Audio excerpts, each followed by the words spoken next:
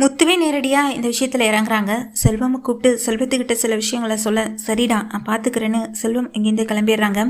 முத்து வந்துட்டு ரொம்ப யோசனையோடு இருக்க மீனா வராங்க முத்துவை பார்க்க. என்ன மீனா இங்கே எதுக்கு வந்தேன்னு சொல்லி கேட்க, இல்லைங்க ஏற்கனவே வீட்டில் உங்கள் அண்ணனும் அந்த ரோஹிணி பேசுகிறது கொஞ்சம் கூட பிடிக்கல அப்படின்னு சொல்ல, அவங்க 2 பேருக்காக நான் எந்த முடிவை எடுக்கலைனாலும் அப்பாவுக்காக யோசிச்சு சில முடிவை எடுக்க வேண்டிய ஒரு சூழ்நிலையில் தான் நானும் இருக்கேன்னு எங்கள் முத்துவும் சொல்கிறாங்க. என்னங்க சொல்கிறீங்கன்னு மீனாவும் பார்த்து கேட்க, ஆமாம் மீனா இனி இந்த விஷயத்தில் எதுக்காகவும் நம்ம பொறுமையாக இருக்கக்கூடாதுல்ல. இப்படியே விட்டு அந்த ஷோரூம் அவன் கையை விட்டு போயிடும். அப்புறம் அந்த ராஜா ராணி 2 பேருமே இங்கே மோசமானவங்களாம் தெரியவும் செய்கிறாங்க. முதல்ல அவங்க 2 பேரையும் இந்த கடை பக்கமே வரவிடாமல் தடுக்கணும். முதல்ல அவங்க வாயாலேயே அவங்க வாயிலேருந்து உண்மையை எல்லாத்தையும் வரவழைக்கணும். அதுக்காக தான் செல்வத்தை அனுப்பி விட்டுருக்கேன்னு சொல்ல, என்னங்க சொல்கிறீங்க செல்வம் அண்ணானையா அப்படின்னு சொல்லி கேட்க, ஆமாம் மீனா கொஞ்ச நேரத்தில் எல்லாமே தெரிய வரும் அப்படின்னு சொல்லிட்டு நின்றுட்டுருக்காங்க. அதே நேரத்தில் அதாவது ஷோரூம்க்கு வந்துட்டு எங்கள் சந்தோஷி சார் வராரு. சந்தோஷி சார் வந்துட்டு எங்கள் ஷோரூம்லேருந்து நிறைய நட்டமாக இருக்குது. இப்போல்லாம் முன்ன மாதிரி எந்த வருமானமும் வரதில்லை. அவங்களுக்கு வந்து சேர வேண்டிய பணமும் கைக்கு வரல. இதெல்லாம் பார்த்துட்டு சந்தோஷி நேராகவே இங்கே வர, கடையில் இருக்க மனோஜும் ரோஹிணியும் வாங்க சார் அப்படின்னு சொல்லி கூப்பிடுறாங்க. நான் ஒன்றும் உங்ககிட்ட இங்கே பேசிட்டு போகிறதுக்காக வரல. ஆமாம் இந்த கடை என்ன மாதிரியான சுச்சுவேஷனில் போயிட்டுருக்கு, கடையில் எந்த பொருளுக்கான ஒரு ரசீதும் சரியாக வரமாட்டுது. அதுவும் இல்லாமல் கடையில் இருக்க பொருட்களுக்கு இங்கே சரியான ஒரு கணக்கு போட்டு கொடுக்கவும் மாட்டீங்க. நிறைய லாபங்கள் வரதை விட நஷ்டங்கள் தான் அதிகமாயிட்டிருக்கு. உங்களை நம்பி பொருள் கொடுத்தா நானும் கடைசியில் எல்லாத்தையும் இழந்து நிற்க வேண்டியதாயிடுமே. என்ன மனோஜ் என்ன கடை நடத்துறீங்க? ஆரம்பத்தில் இதெல்லாம் நான் உங்களுக்கு கொடுக்கறதுக்கு காரணமே முத்து தான். முத்து ஒருத்தர் நேர்மையாக இருந்தார் அப்படின்ற ஒரு காரணத்துக்காக தான் உங்களுக்கு நான் இதெல்லாம் செஞ்சேன். ஆனால் முத்து மாதிரி நீங்கள் நேர்மையே கிடையாது அப்படின்னு சொல்லி இங்கே திட்டம் செய்ய, சார் அந்த மாதிரி எந்த பிரச்சனையும் இல்லை சார். நாங்கள் சரியான நேரத்தில் எல்லாத்தையுமே டெலிவரி கொடுத்துட்டு அதுக்கான அமௌண்ட்டையும் வாங்கிட்டு தான் சார் இருக்கோம். சின்ன பிரச்சனை சார் அவ்வளோதான், அதை சீக்கிரமாகவே சரி பண்ணிவிடுவோன்னு சொல்ல, அப்படி என்ன தான் பிரச்சனை போயிட்டுருக்கு அதை என்கிட்டே அது சொல்லுங்கள் அப்படின்னு சந்தோஷி கேட்டுட்டு இருக்காரு. அங்கே இருக்க ஸ்டாஃப்ஸ் எல்லாம் கூப்பிடுறாங்க. எல்லாமே வந்து நிற்க, இந்த கடையில் உங்களுக்கு சம்பளம்லாம் கரெக்டாக கொடுக்குறாரான்னு சொல்ல, எங்களுக்கு சம்பளம் கரெக்டாக தான் சார் கொடுக்குறாரு. ஆனால் நிறைய விஷயங்களை ஏமாந்து தான் சார் போய் நிற்கிறாருன்னு சொல்ல, ஏமாந்தாரா என்ன விஷயம்னு சொல்லி கேட்க, டேய் வாய மூடுங்கடா நீங்கள் மனோஜ் பார்த்து முறைக்க. அதுக்கு அங்கே நிற்கிறவங்களும் மனோஜ் மேலே ஏற்கனவே கோவம், நம்ம ஒரு 1000 ரூபா பணம் கேட்டால் கூட நமக்கு கொடுக்க மாட்டார், ஆனால் எல்லாருக்கிட்டையும் ஏமாற மட்டும் செய்கிறாரு அப்படின்னு சொல்லிட்டு இங்கே விஷயத்தை வந்துட்டு சொல்லி விட்டுறாங்க. இதை கேட்டு இங்கே சந்தோஷிக்கு கோவம் வரத்தான் செய்து, என்ன மனோஜ் உங்களை நம்பி எப்படி இங்கே கஸ்டமர்ஸ் வராங்க, பட் நீங்கள் இந்த மாதிரியான ஒரு சுச்சுவேஷனில் சிக்கிக்கிட்டு அதை வெளியில் சொல்ல முடியாத ஒரு சூழ்நிலையில் தவிச்சிட்டு இருக்கீங்க. இந்த விஷயம் முத்துவுக்கு தெரியுமான்னு சொல்லி கேட்க, வந்ததே முத்துவால தான் சார் பிரச்சனையே. அவன் மட்டும் சரியான ஐடியா கொடுத்துருந்தா எனக்கே சார் இந்த பிரச்சனை வரப்போகுதுன்னு சொல்ல, இப்போ கூட பழியை தூக்கி மற்றவங்க தலையில் போட்டுட்டு நீங்கள் தப்பிக்கலான்னு தானே நினைக்கிறீங்க. என்ன மனோஜ் உங்களுக்கு நீங்கள் படிச்சிருக்கீங்களே தவிர மற்றபடி எந்த நாலேஜுமே கிடையாது அப்படின்னு சொல்லி இங்கே எல்லாரும் முன்னாடியும் ஸ்டாஃப் முன்னாடி திட்டேன். ஸ்டாஃப் எல்லாருமே சிரிக்கிறாங்க. இதை பார்த்துட்டு மனோஜுக்கு ரொம்ப கோவம் வரதான் செய்து, இதை கேட்டுட்டு சந்தோஷியும் அப்படியே நின்றுட்டே இருக்காங்க. அந்த நேரத்தில் தான் முத்து வராங்க. முத்து அங்கே கடைக்கு வரதை பார்த்ததும், என்ன முத்து உங்களை நம்பி தானே, உங்களுக்காக தானே உங்கள் அண்ணனுக்கு நான் இதெல்லாம் செஞ்சேன். நீங்கள் அன்றைக்கி என்கிட்ட கேட்டீங்க அப்படின்றதுக்காக தானே அவருக்கு நான் பொருட்களை அவர் கூட நான் டீலர்ஷிப் வச்சுக்கிறதுக்கே சம்மதிச்சேன். பட் அவர் இந்த மாதிரியான ஒரு சூழ்நிலையில் இந்த மாதிரி ஒரு சுச்சுவேஷனில் எப்படி இந்த கடையை ரன் பண்ணிட்டு இருக்கா நீங்களும் பார்த்துட்டு தானே இருக்கீங்க. அட்லீஸ்ட் நீங்களாவது எனக்கு ஒரு ஃபோன் பண்ணி விஷயத்த சொல்லியிருக்கலாம்ல. இதனால் நட்டமெல்லாம் அவருக்கு மட்டும் இல்லை எனக்கும் தானே அப்படின்னு சொல்ல, சார் இனி எந்த பிரச்சனையும் வராது சார் அப்படின்னு சொல்கிறாங்க. எப்படி முத்து திரும்பவும் இவருக்காக என்கிட்ட வந்து பேசுகிறீங்கன்னு முத்துக்கிட்ட இங்கே சந்தோஷி கோவப்பட்டு பேச, அப்போ தான் இங்கே அதே கடைக்கு மீனாவும் வராங்க.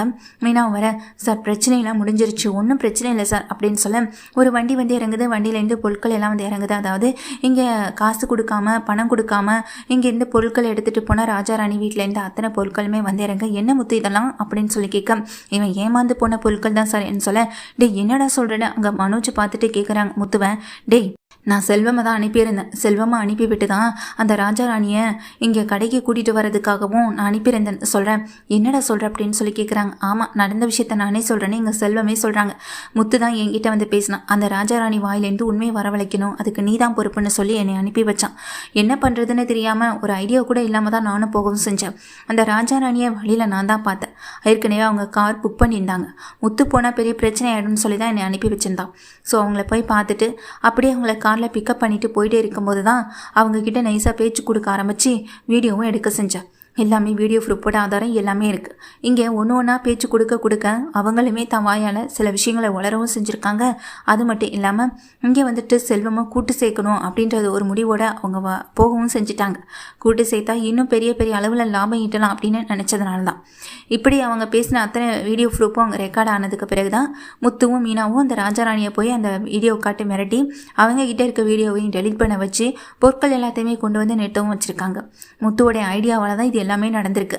அதெல்லாம் தெரிஞ்சுக்கிட்ட சந்தோஷி முத்துவை கட்டி பிடிச்சிட்டு ரொம்ப சந்தோஷமாக பேசிட்டு, நான் ரொம்ப தப்பாக நினச்சிட்டேன் முத்து அப்படின்னு சொல்லும்போது, இல்லை சார் பரவாயில்ல அப்படின்னு சொல்கிறாங்க. ஆனால் நான் இப்போ ஒரு விஷயத்தை செய்ய போகிறேன்னு சொல்ல என்னன்னு சொல்லிட்டு அங்கே நின்றுட்டு இருக்க எல்லாமே பார்த்துட்ருக்கேன். இனி இந்த ஷோரூமுடைய பொறுப்பை முத்தை எடுத்துக்கிட்டால் நல்லாயிருக்கும்னு நினைக்கிறேன். முத்து இதுக்கு சொன்னால் மட்டும்தான் நான் இவர் கூட டீலர்ஷிப் வச்சுக்க சரியாக இருப்பேன். ஒருவேளை தன்னனுக்காக பேசினாருன்னா கண்டிப்பாக நான் டீலர்ஷிப் வச்சுக்க போகிறதில்லன்னு சொல்ல, சார் என்ன அப்படின்னு சொல்லிட்டு இங்கே முத்து அதிர்ந்து போய் கேட்க, இது நாள் வரைக்கும் நீங்கள் சொன்னீங்கன்றதுக்காக நான் இது நாள் வரைக்கும் உங்களுக்காக செஞ்சேன், இனி நீங்கள் எனக்காக இதை செய்வீங்கன்னு நான் நம்புறேன்னு சொல்லும்போது, அப்போல்லாம் அவ்வளோ ஈஸியாக சாதாரணமாக இந்த ஷோரூமை தூக்கி நான் முத்து கையில் கொடுத்துட முடியாதுன்னு சொல்ல, ஹலோ இது முழுக்க எங்கள் அங்களுடைய பொறுப்பில் இருக்குன்னு அங்கே வந்திருக்க ஸ்ருதியும் சொல்கிறாங்க. இதில் 3 பேருக்குமே பங்கு இருக்குன்னு அங்கிள் சொன்னது எங்களுக்கு ஞாபகம் இல்லையா? அதுவும் இல்லாமல் பணத்தை திருடிட்டு போய் அந்த பணத்து மூலமாக தானே நீங்கள் இதெல்லாம் ஆரம்பிச்சிங்க. அப்போ இதில் எல்லாருக்குமே பொறுப்பு இருக்குல்ல, இதில் யார் இருக்கணும் இருக்கக்கூடாதுன்னு அங்கிள் தான் முடிவு பண்ணணும். ஏன்னா வீட்டில் இருக்காங்களே இந்த விஷயத்த தான் சொல்லுவாங்க, முத்து எடுத்து நடத்தினாலும் சரியாக தான் இருக்குன்னு அப்படின்னு இங்கே ஸ்ருதியும் சொல்ல, இதை கேட்டுக்கிட்டு இருக்க சந்தோஷி சொல்கிறாங்க, அப்போ இது முழுக்க அவங்க அப்பா பொறுப்பில் தான் இருக்கான்னு சொல்லி கேட்க, ஆமாம் சார்னு சொல்லிட்டு இங்கே ரவியும் சொல்கிறாங்க.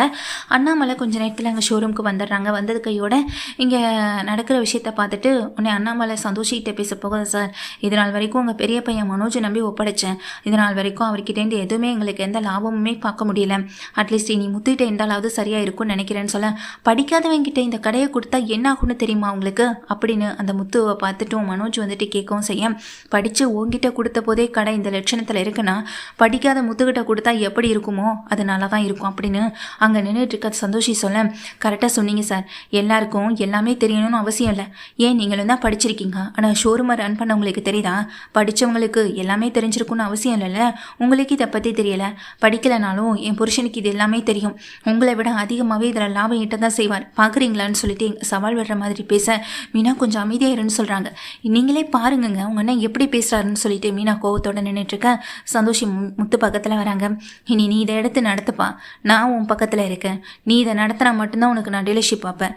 வேணா இந்த ஷோரூமில் ஒரு ஸ்டாப்பாவோ இல்லை உன்னுடைய அண்ணனா ஒரு பங்கு வேணா இவங்க எடுத்துகிட்டு போகட்டும், ஆனால் இந்த ஷோரூமை நீ ரன் பண்ணினா மட்டும்தான் உனக்காக மட்டும்தான் நான் இதுக்கு டீலர்ஷிப் வச்சுக்க சம்மதி பண்ணி சந்தோஷி சொல்ல, அதுக்கு முத்துவும் சரின்னு சொல்லிடுறாங்க. ரொம்ப சந்தோஷம்னு சொல்லிட்டு அவரும் கட்டி பிடிச்சிட்டு அங்கேருந்து கிளம்பி போக, அண்ணாமலையை பார்த்துட்ருக்க, இவனுடைய பிளானே இதான்ப்பா, அதான் இவன் இப்படியெல்லாம் பண்ணியிருக்கான், என்கிட்ட ஒரு ஐடியா கொடுத்துட்டு இவன் தனியாக ஒரு ஐடியாவை பண்ணி இப்போ என்னையவே இதில் சிக்க வச்சுட்டான்னு சொல்ல, இங்கே அண்ணாமலை சொல்கிறாங்க, உன்னுடைய முட்டாள்தனத்துக்கு அளவே இல்லாமல் போயிட்டுருக்க மனோஜ், முதல்ல படிப்புன்னு அதே படித்து தங்கிட்டு இருக்காம கொஞ்சம் அறிவை வளர்த்துக்க பாருன்னு சொல்லிங்க திட்ட.